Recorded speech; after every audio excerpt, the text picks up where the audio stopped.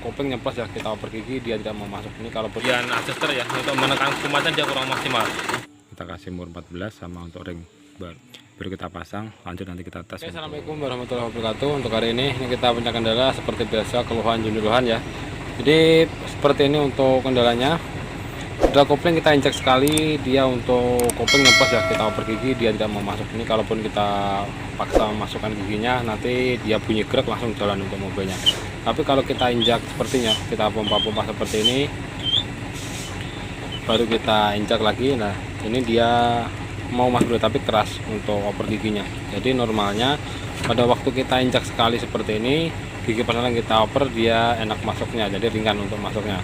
Jadi permasalahannya untuk pedal kopling ini Mas Bro ya, ini untuk sealnya atau seal koplingnya, master koplingnya sudah beberapa kali diganti, hasilnya sama, untuk kopling sering hilang-hilang. Jadi kendalanya sering nyeplos untuk kopling ya. Jadi pada waktu kita injak sekali dia kosong, kita injak 2-3 kali baru dapat atau baru padat untuk koplingnya.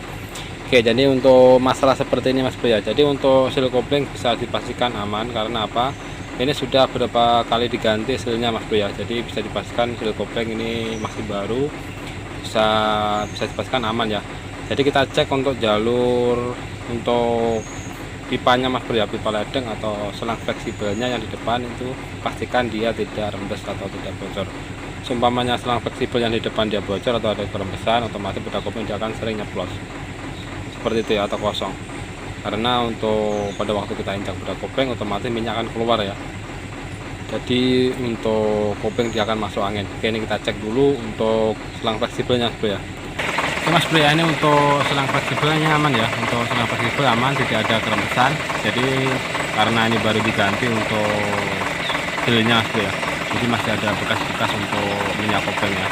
Kita cek untuk bagian sini ya, untuk jalur selang fleksibel ke bawah atau ke jalur pipa ledeng menuju ke poster kopling yang di bawah. Kita cek untuk sealnya, kita cek untuk bagian pipa ledengnya Mas Bro ya, pastikan dia tidak ada yang bocor atau retak.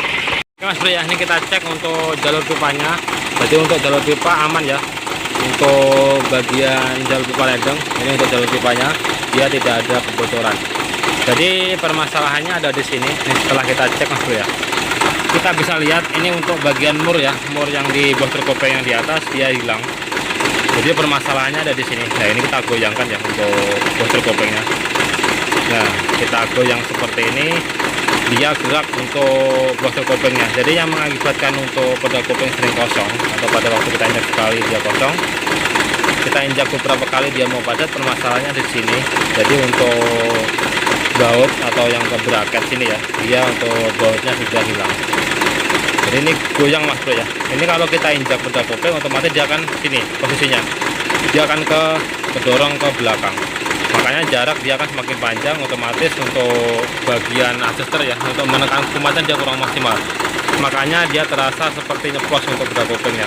Itu pada waktu kita injak-injak beberapa kali ya, dia mau padat. Karena apa? Karena jarak ini untuk betontur semakin maju ya, makanya dia penekanannya biar maksimal. Tapi kalau kita injak sekali, dia kurang ya, atau tekor untuk bagian tuasnya ini. Karena apa? Pada waktu kita injak sekali, untuk piston seal atau untuk booster kopling dia akan ke belakang posisinya, makanya terasa seperti kosong atau nyeplos. Jadi permasalahannya ada di sini. Ini untuk bagian master kopling atau bagian booster kopling dia untuk bautnya hilang Mas Bro ya. Oke, ini kita lepas, kita ganti untuk bautnya Mas Bro ya. Karena untuk bagian yang di bawah untuk booster koplingnya ya, dia bautnya sudah longgar ya. Kita ganti sama yang baru. Oke, ini kita lepas dulu Mas Bro ya untuk booster koplingnya. Jadi permasalahannya ada di sini. Sudah ketemu ya. Ini biarpun kita ganti sealnya yang baru ya, tapi kalau posisi booster koplingnya, bautnya, bracketnya tidak ada ya percuma Mas Bro ya. Udah kopling dia akan sering kosong atau nyeplos seperti itu.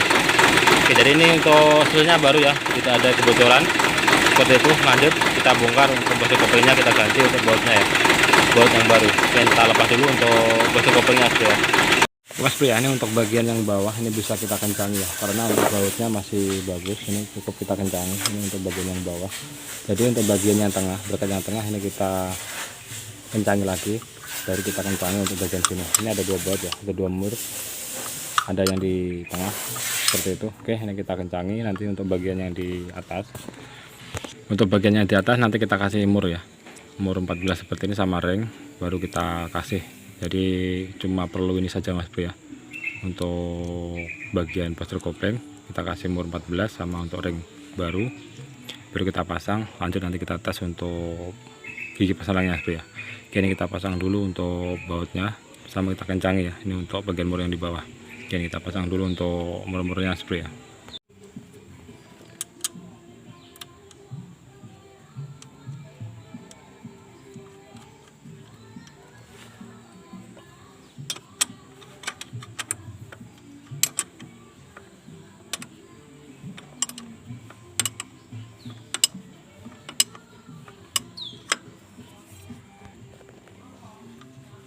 Mas Bro ya, ini kita kencangi untuk bagian mur yang di sini ya, yang di atas untuk mur 14 nya sampai kencang.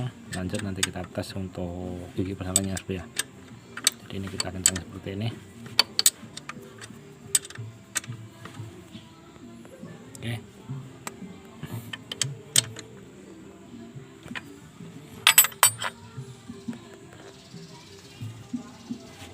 Oke, jadi ini sudah kencang ya untuk postur koplingnya. Lanjut kita tes untuk gigi pasangannya Mas Bro ya. Oke Mas Bro ya, ini kita tes untuk gigi pasangannya. Untuk mobil udah kita hidup ya, pastikan untuk angin ya, angin kompresor di atas 6-7 balok seperti ini. Jadi ini kita tes, kita injak pada koplingnya. Dia sudah dapat Mas Bro ya, kita injak sekali seperti ini, kita oper gigi ya. Nah, oper gigi sudah enak Mas Bro ya. Ini untuk gigi pasangannya sudah ringan. Ini kita injak sekali Mas Bro ya. Jadi normalnya seperti ini Mas Bro ya. Untuk pada waktu kita injak beberapa sekali seperti ini, gigi pasangan dia sudah enak masuknya seperti itu. Jadi tadi itu awalnya untuk koplingnya ya, pada waktu kita injak sekali dia kosong atau nyeplos, yaitu penyebabnya untuk bagian baut ya, atau mur yang di postur kopling di atas dia lepas.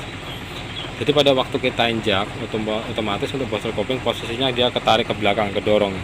Makanya jarak antara setelan itu sama jarak antara adjuster ya, sama untuk menekan bagian kopling, bagian bearing drop ya, dia terlalu jauh, makanya dia terasa kosong. Jadi tekor Mas Bro ya. Kalau kita injak 2-3 kali untuk posisi piston, dia akan ketekan lagi, makanya dia mau masuk seperti itu untuk kipas laleng.